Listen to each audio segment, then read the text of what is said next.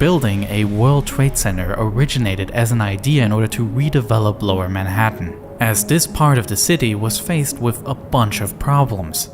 Lower Manhattan, where Wall Street is located, was the financial center of the country. But ever since the stock market crash of 1929 and the subsequent Great Depression into the 1930s, Lower Manhattan struggled to keep up as an economic center. President Franklin Roosevelt reformed the financial markets with his New Deal, which introduced tighter regulations in order to prevent a repeat of such a financial crash. In addition, Lower Manhattan had become less important as a global trading hub. After the Second World War, cargo was increasingly transported by container ships, which could not maneuver into the existing small docks in Lower Manhattan. While new, larger terminals in Elizabeth, Newark, and Staten Island were gaining importance, Lower Manhattan was increasingly characterized by crumbling and obsolete terminals.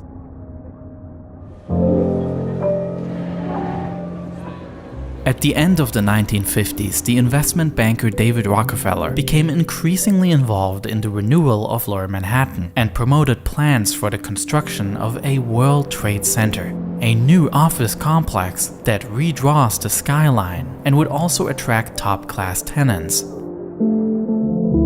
The project should be developed by the Port Authority of New York and New Jersey, which is an organization headed by the governors of the two states. And the World Trade Center was supposed to be located along this area on the East River. However, the Port Authority wasn't able to get permission for this project because the New Jersey government feared that building a new center in eastern Lower Manhattan would make access difficult for New Jersey residents. Therefore, the plans were changed, and it was agreed that the project would instead be built in the west, where the Hudson and Manhattan Railroad already connects New Jersey and Manhattan. The issue was that this area was not undeveloped land, but there were countless retail shops, mostly from the electronics industry, which is why this block was also known as Radio Row. The shops were all compensated and evicted, though with much local opposition. While many shop owners took legal action, they were ultimately not successful in their protest.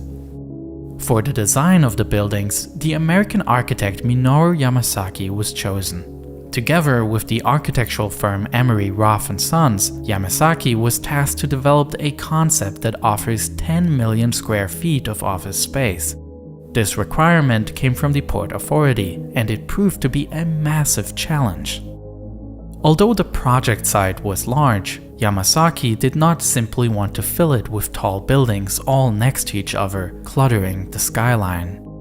Instead, he envisioned just two identical towers with an enormous height, with the rest of the buildings on site at much lower height. But even this proposal, with two 80-story buildings, was initially rejected by the Port Authority because it would not provide the 10 million square feet of office space. Meeting that demand with just two buildings was nearly impossible because the main obstacle to build taller skyscrapers was the space used up by elevators. The taller a building is, the more people work in it, and the need for elevators increases. However, adding additional elevator shafts reduces the floor space that can be used for offices. From a certain height on, this leads to a problem where, when you build higher, about as much as you gain with every additional floor, you also lose because of the extra elevator capacity that you need to provide. To get around this, Yamasaki decided to use a system that was completely new at the time and had only been used in one other building before, the John Hancock Center in Chicago. It's the use of special express elevators. These elevators only go directly to the 44th floor and the 78th floor, where special so-called sky lobbies are located. From these lobbies, you can then connect to a local elevator that will bring you to your desired floor. In a way, the building is divided into 3 blocks, and because all the local elevators only run within one block, they can be installed in the same elevator shaft, which saves a ton of space.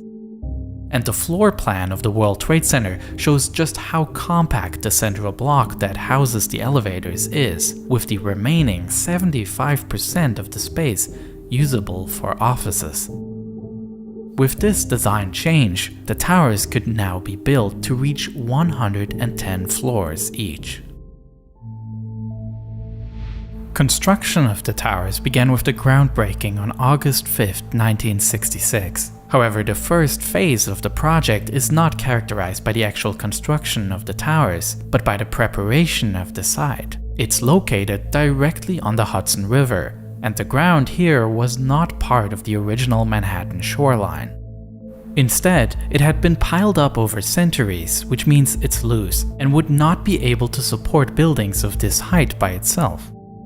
The foundation of the buildings must therefore be attached to bedrock, which is 65 feet deep, but this proves difficult because the ground here is soaked with water. Therefore, they wanted to create an excavation that is completely watertight, but at the same time, they did not want to influence the water levels in the surrounding area, which is what would have happened if they chose to pump the water out. The reason why they didn't want to mess with water levels is that they were afraid that this could endanger the foundations of the existing buildings around. It was therefore decided to build a concrete retaining wall that encircles the site and holds up the Hudson River just like a dam. For this purpose, a 21-foot wide trench was excavated and filled with a mixture of water and clay so that it wouldn't immediately collapse. A steel cage was then placed into it, and the trench was filled with concrete, which displaced the clay liquid. With that surrounding wall in place, the rest of the site could be excavated. In addition, steel anchors were drilled through the slurry wall down to the bedrock in order to additionally secure this hull. The finished walls became colloquially known as the bathtub. It was an approach that was very new at the time, and it was also made even more difficult by the fact that they had to build around an existing New York subway line, as well as around the Hudson and Manhattan Railroad, which even passes through the wall. Visible in this photo from the construction is the slurry wall on the right, the railroad tunnel, and the frame of the South Tower. The large amounts of soil that were excavated for both the slurry wall and the building's foundations were immediately reused for a land reclamation project. This is how Manhattan's coastline was extended further, creating the area now known as Battery Park City. The structural design of the Twin Towers was quite unique at the time, as it differed from the usual high-rise buildings in the city. The traditional approach would be to construct the building from a steel framework, as seen here. Then, a facade is hung onto this steel structure, which means the facade itself is not a load-bearing element. In the case of the Twin Towers, on the other hand, the facade works together with the building core to support the overall structure. At the core of the building, where elevators are located, several steel beams ensure stability, and this inner core is connected to the outer structure by the ceiling walls. The outer facade consists of 59 steel supports on each side of the building. These elements are not decorative, but truly part of the structural design. This approach is called a tube-in-tube system, with the inner core and the outer walls forming two tubes that together carry the load of the floors. This also has the advantage that there are no steel columns in the usable area of the building, which enabled much more flexible use of this space. The ceiling structure, which connects these tubes, consisted of a 4-inch wide concrete layer that rested on a metal deck that was attached to a 30-inch high steel beam structure. In addition, dampers were installed between the ceilings and the outer wall to absorb the vibrations of the towers caused by wind. In order to simplify the construction of the towers, a very modular approach was chosen. Both the ceiling panels and the steel segments of the outer wall were prefabricated into individual modules, which could then be assembled on site. The outer steel modules were then clad in aluminum, giving the towers their distinctive silver color. From the outside, the fine lattice structure, which opens at the top and the bottom, is somewhat reminiscent of Gothic tracery and combines structural purpose and architectural design. From the end of December 1970, the first tenants were able to move into the North Tower, and about 6 months later also into the South Tower. The Twin Towers were now the tallest building in the world, and New York had a new landmark.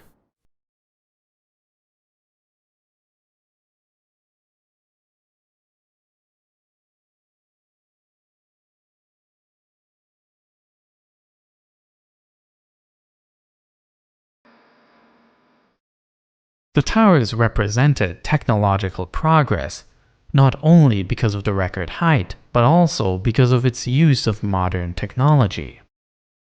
But many did not immediately like this new skyline, and the buildings were met with opposition. Many felt that the rectangular towers were uninspired in their design, especially when compared to the Art Deco buildings of New York in the 1920s and 30s. A common joke was that the buildings appear as though they are the boxes in which the Empire State Building and the Chrysler Building came in. But through the years, the towers became a symbol of the city, and the plan to revitalize Lower Manhattan worked out. In addition to providing office space, the center became a significant transit hub, as well as an attraction for which tourists from all over the world traveled to New York City.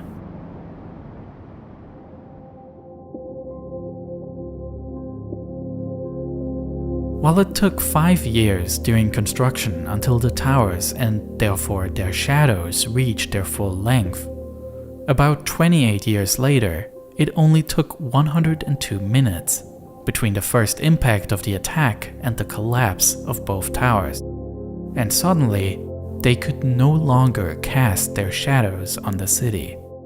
Within a single day, the outlines of these towers that already were symbols suddenly became symbols for something else.